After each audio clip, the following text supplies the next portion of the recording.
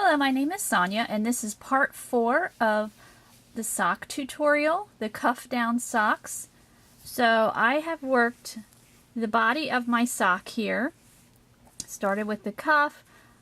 We started by shaping some of the heel, and now I've worked to the toe area. So we are going to finish off this part of the sock. So I worked until about the toe, and it was about an inch from my big toe.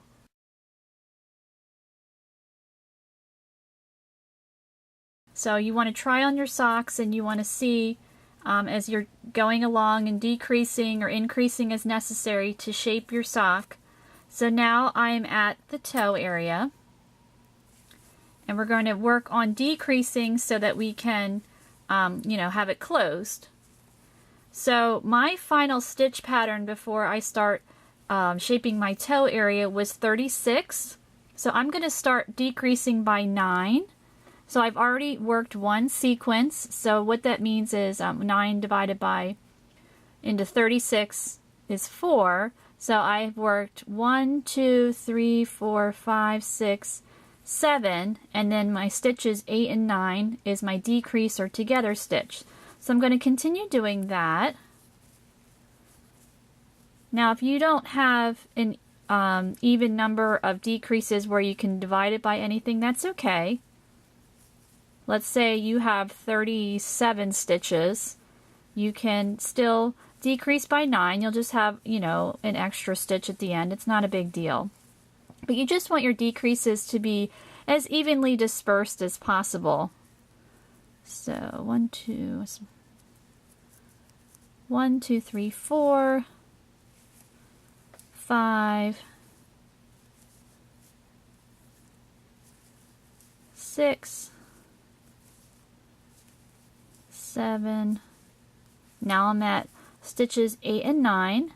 So I'm going to pull up a loop, front loop, in the next stitch, working front loops only, and then I'm going to complete the decrease or together stitch. Just keep working that all the way around.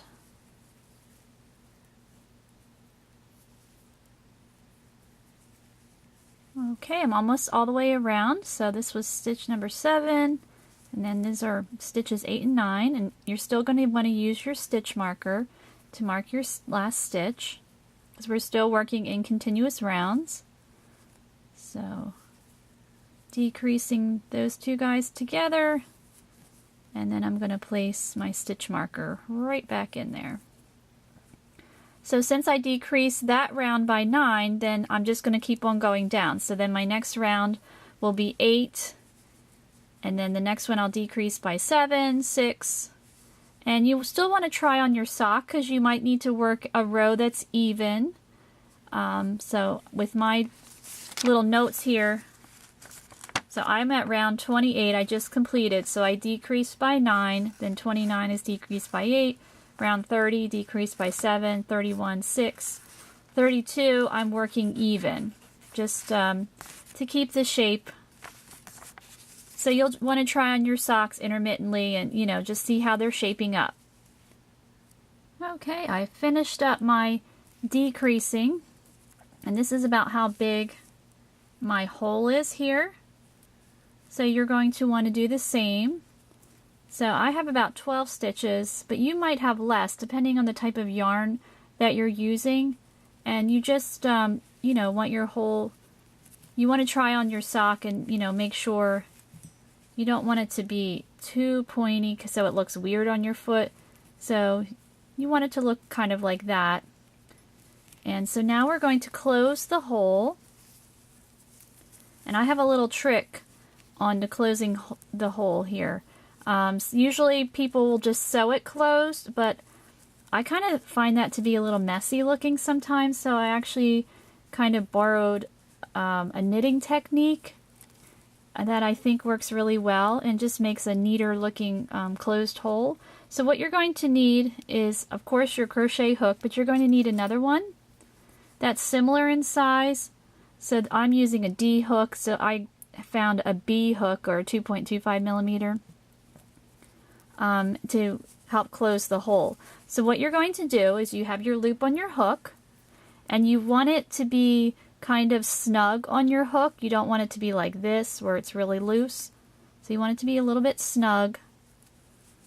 And then you're going to insert your hook into your very next stitch and just pull up a loop like that, and you're going to leave that loop on your hook. And again, you want your loops to be a bit snug on your hook, but you know, still able to move it back and forth.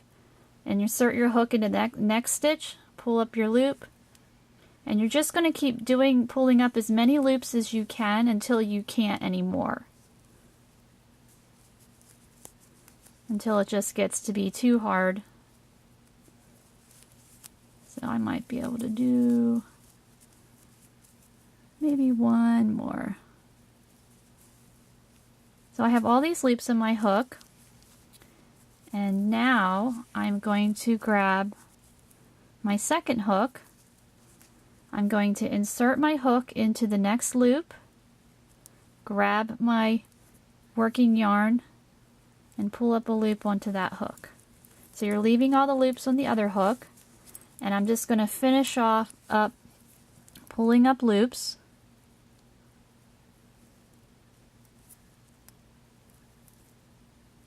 Until I get to the end here. So it can be a little bit tricky.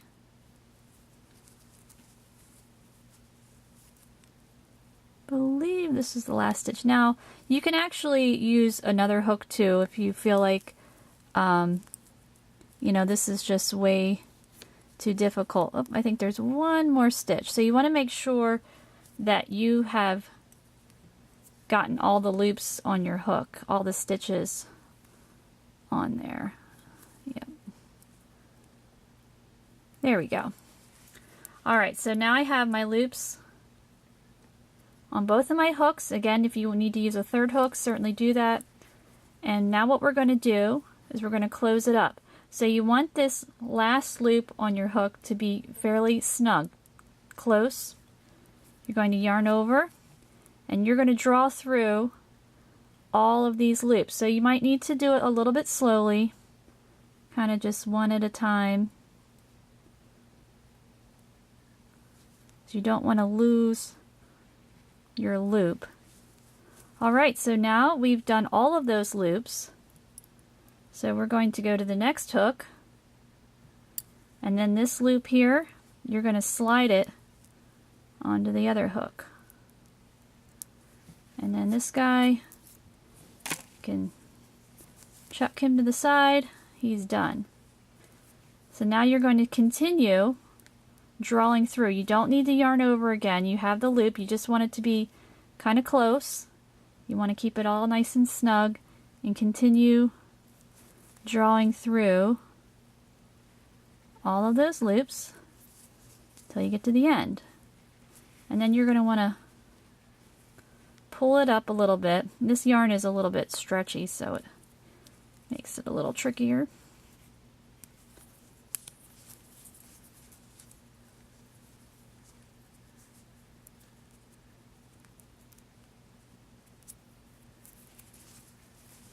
There we go. Okay, so as you can see, it makes a nice, neat closed hole. So to finish this off, I'm going to snip my yarn. Got my scissors here. And then I'm going to just draw that guy right through and pull it closed. So now you have a nice and neat closed hole.